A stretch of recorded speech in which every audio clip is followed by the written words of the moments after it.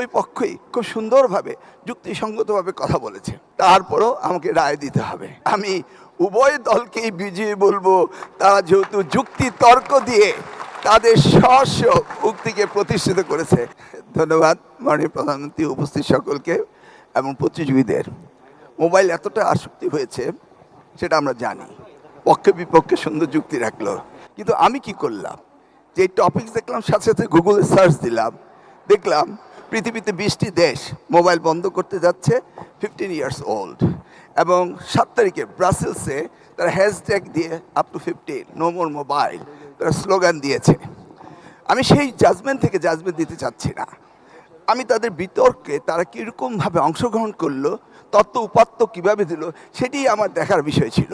আমি দেখেছি উভয় পক্ষই খুব সুন্দরভাবে যুক্তিসঙ্গতভাবে কথা বলেছে। তারপরও আমাকে রায় দিতে হবে। সেই জাজমেন্ট আমি উভয় দলকেই বিজয়ী বলবো, তারা যেহেতু যুক্তি তর্ক দিয়ে তাদের স্ব উক্তিকে প্রতিষ্ঠিত করেছে।